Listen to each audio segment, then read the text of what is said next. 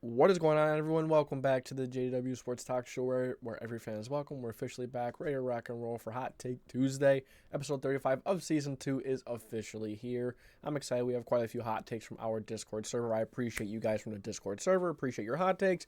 And if you'd like to drop a hot take in the future, join that Discord server. Every Tuesday I ask for it. You put it there, you got a chance to be featured. And we do a giveaway at the end of every month. Members are automatically entered, and if you give a hot take that week, you will be entered into that giveaway as well. So you have to join that Discord server to be a part of that. Join the Discord server, become a member. You don't have to put a hot take. If you're a member, you're automatically in. So Goat Sports Predictions has the first hot take for today. His hot take is Texans make it to the AFC Championship. So he's basically predicting the Texans to upset the Ravens. And here I have a few things for that. The Texans with CJ Stroud can beat anybody. With the level CJ Stroud is playing at, with the way, Will Anderson's playing and D'Amico Ryans is coaching and all this, the Texans can beat absolutely anyone. I know something's crazy. That's crazy. The Texans may have the coach of the year, the offensive rookie, the rookie of the year in general, and then you have the defensive rookie of the year with Will Anderson. It's wild. They have such a strong and young core, and the future is bright. But I don't think they're going to beat the Ravens this weekend.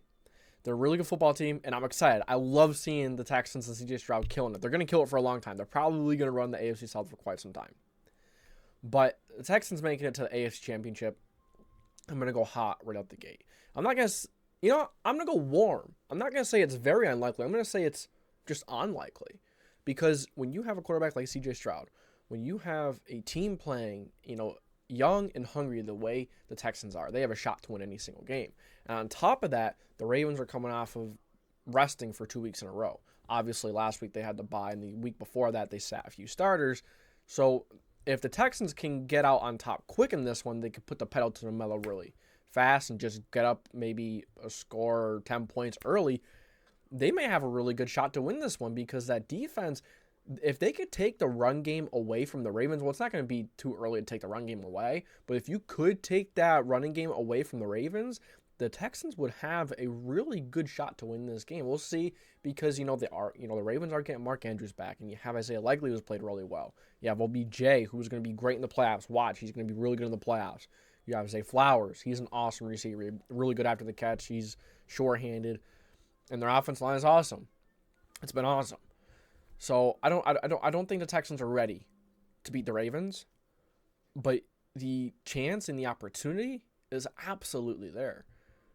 You can't go into this, as the Ravens, you can't go into this game thinking it's going to be a cakewalk just because they beat the Niners and they killed the Lions. You can't go into this game thinking like that for the Ravens. You have to go into this game treating the Texans like they're the best team in the NFL, and I fully believe the Ravens will do that. They have a really good head coach. They won't let something like that happen to them. But another thing to take into consideration here is the Ravens just haven't really proved it into the playoffs yet. Quite a few times they've made the playoffs. I think they won one playoff game so far. But quite a few times they've gotten into the playoffs and they just blew it. A couple years versus the Titans they lost. They were the first seed and they had the bye and they lost in that game. Lost to the Bills a couple years ago. They've just really haven't gotten to figure out in the playoffs. And the playoffs are a completely different game. Completely different from the regular season, obviously. But you're getting the best of the best teams, the best game plans, the best players at every position. You're getting different football teams, better coaches, and all that stuff. It's just a whole different ball game. So I'm gonna say it's warm. I'm gonna say it's unlikely, just because the Ravens, they're a more well-built team from what we've seen in the regular season, but I'm not completely ruling it out because the Ravens were out a couple. A lot of their starters haven't played the last 2 weeks. Well, although I will say quite a few of their starters did play for week 18 versus the Ravens or versus the Steelers. But I think the Texans are going to make it to the AFC Championship. I'm going to go warm, unlikely, but not very unlikely or wild unlikely. The chance is there. It is there, and you can't go from the first game in the season. You can't go off of that because the Texans are a better football team. The Ravens are a better football team. Plus, early in the season, you can't really make a judgment on who's going to be good and who's not. Both teams are much, much better from that point. And C.J. Stroud actually did play really well in this game. It wasn't all his fault why they lost. He played really well. He played a good game.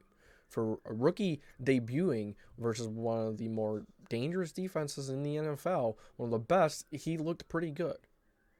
But I'm going to go warm. It's unlikely that the Texans make it to the AFC Championship. Next up from LCCJS27, he says the Bucks upset Lions by 7 points. I can see this happening by 7+ points. I can see this happening because this game can go either way. It's a 50-50 type of game for me. You know, if you look at the matchup, both teams have solid matchups on both sides. But the Buccaneers defense is going to be a big deciding factor in this game. Okay? The deciding factor in this game is going to be the Bucs defense. It's a double-sided sword. It's a double-sided sword, 100%, because they call a lot of man coverage. They like to blitz. Todd Bowles is aggressive. He's not going to sit back and, let you throw all over him. On the other side, you have Jared Goff, who is really good against man coverage. And if that Lions offensive line can hold out the pressure and keep Goff clean, then the Lions should have no issue putting up points. The Lions should have no issue winning that football game. But if that pressure gets to Goff, the Lions offensive line doesn't have their best day, there is a really good chance that the Bucs do upset the Lions. There's a good shot that they get Jared Goff to throw a couple of turnovers, maybe fumble once or twice, maybe throw a pick six. Goff plays his best football when he's clean. He doesn't play as good football when he's getting hit, when he's under pressure. So that is a deciding factor in this game for me. That is a big deciding factor because if the Lions can't get offense going, if they can't get anything going on offense, then I would not be shocked that the Bucs got quite a bit going because the Lions defense is middle of the pack. It's not that impressive to me. It's a good defense. It's an all right defense, but it's nothing special. So Jared Goff and the Lions, their offensive line, Goff, they're both going to have really good days. And if they don't, then you better hope that the Lions defense shows up. Or at least Baker Mayfield doesn't have a good game because you better not hold your breath on that because Baker Mayfield has been a phenomenal quarterback down in the down stretch. And he was hurt last game, I'm pretty sure, a little bit. He was all banged up. And that might have been the first game. Yeah, I don't know. Bro, what are you thinking? But I think the Bucs upsetting the Lions, I'm going to go warm and say it's unlikely. No, I'm going to go cool. I'm going to say it's likely. I think that the opportunity for the Lions to do it is there. I think it's very possible. Although I do think the Lions will win. And if you said 3+ points, I would probably go, yeah, that wouldn't shock me at all. But no, we are going to move it back to warm. If it was 3 points, I would move it to cool. But by 7+, I don't know about that. But the way Baker's playing, you have Mike Evans, you have Chris Godwin, you have Mike Otten, or Cade Otten, Rashad White. They have playmakers all over the offense, and the offensive line is decent. It's more than enough. And Baker's been awesome. I think the Bucs can absolutely upset the Lions, but by 7+, that's where it gets into a little, where it's a little unlikely for me. I don't see them winning by 7+, but it's there. That's why I'm only going warm, because I can see it. I can see either team winning by 7+ points. All right. Next up. Wrong way. From Red. Ravens Packers in the Super Bowl. Okay. So he thinks the Packers are going to beat the Niners this weekend. And then he's saying that the Packers are going to beat either the Lions or the Bucks. I think if the Packers win this weekend versus the Niners, there's no reason to think why they cannot beat the Lions or Bucks unless it's a Jordan Love game where he just doesn't play well or the Packers just don't play well. I don't see that happening. I can't see that happening. I can't see the Packers beating the Niners. The Niners, I do think that the Packers are the biggest threat to the Niners in the NFC, even over the Lions and the Bucks, especially if Jordan Love is, especially the way Jordan Love has been playing. I think Jordan Love absolutely is, and the Packers are the biggest threat to the Niners. Now, in the AFC, the biggest threat to the Ravens, probably the Bills or Chiefs, but the Texans, they're sneaky. They're sneaky dangerous. With C.J. Stroud, anything's possible. And the way, DeMeco Ryans is coaching and C.J. Stroud is playing, and you have Will Anderson Jr., you have your potential Rookie of the Year, Coach of the Year, and Defense Rookie of the Year all in the same team, really strong rookie core. There is no reason why the Texans cannot pull the upset off. They can. It's very possible. Is it likely? No. But it's possible. I can see it happening. But yeah, don't completely write off the Texans in this game. And then you have the Bills and the Chiefs. I mean, that's kind of important to figure out who the Texans would play in the conference championship if they did play. But just saying that the Texans would beat the Ravens and then the Bills or the Chiefs, that's hot. That's a hot take. He said the Ravens. Oh my gosh. Why am I saying the Texans? Okay, pretend I didn't say half that. So, but don't completely write off the Texans, okay? The Texans are a good football team. Like I said, they have the potential offensive rookie of the year, or just rookie of the year in general, defense rookie of the year, and coach of the year.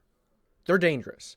So the Ravens, they have to focus on this week. They can't look ahead to the conference championship at all. Because they've proven, having those 2 weeks of rest, that can affect how well they play. That can affect them. Are they going to come out rusty? Are the Texans going to get up quick? I don't know. But then back to the Ravens making the Super Bowl wouldn't surprise me. It wouldn't surprise anyone. And you have the Packers. That would surprise people. That would surprise me. I don't think they're going to get past the Niners this weekend. And then if they do get past the Niners, they're going to have to get past the Lions or Bucks, which they should, but it's not as good as a matchup for the Packers as it would be for the Niners. But saying the Packers and the Ravens will be in the Super Bowl, I'm going to go hot because the Ravens are possible, but the Packers, it's a bit unlikely that they do make it. It's a bit unlikely that they do get past the divisional round, but if they do, then it becomes likely that they make the Super Bowl if they beat the Niners. I think it's very possible. If you can beat the Niners, then you should be able to beat the Lions or the Bucks, but you truly never know.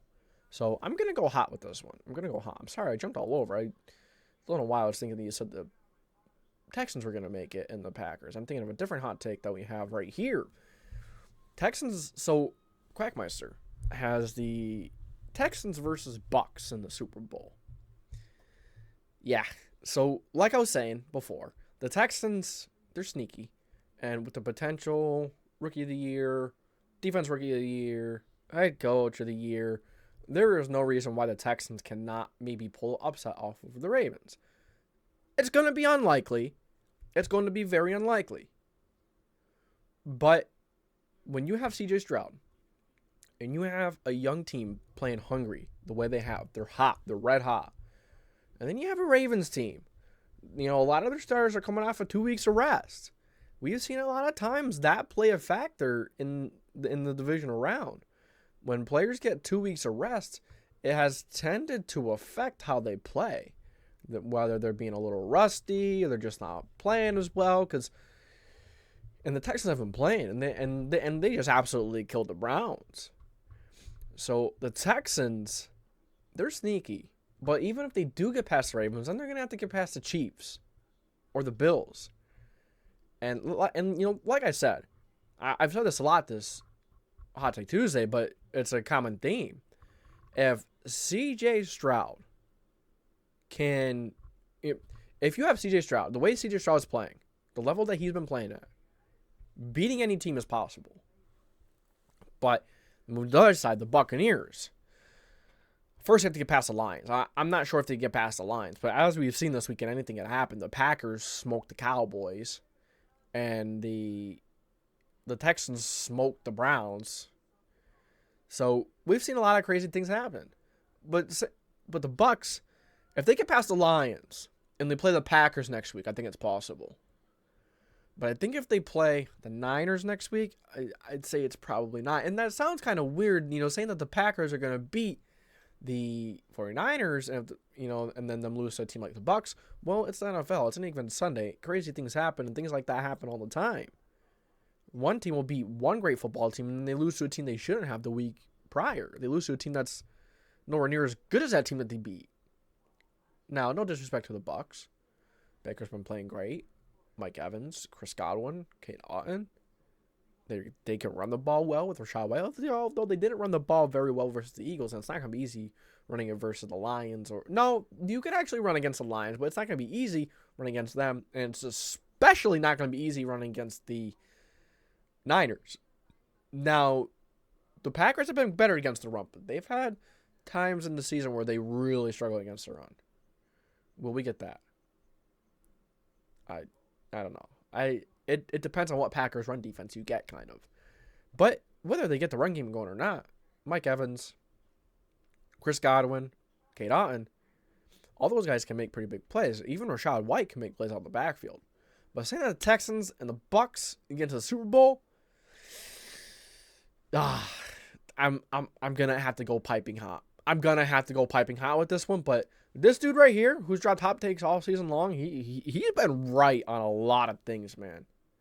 So we'll see. But I'm going piping hot with this one. All right, last but not least, head of the table 23. Lamar Jackson will be sacked more than 5 times. So the Texans' defensive line is very good. They're very underrated. They have a lot of really good playmakers that know how to get off the block. They know how to get after the quarterback. You have guys like Will Anderson Jr., who's in the conversation for Defensive Rookie of the Year. He has had a phenomenal year. I wouldn't be shocked if this guy takes a huge step next year and is maybe, doubles the sack totals. And you have Derek Barnett. You have Malik Collins, Sheldon Rankins, Jonathan Greenard. All those guys are really good defensive linemen. You have Jerry Hughes. He is nice too. They have a lot of good players in the defensive line.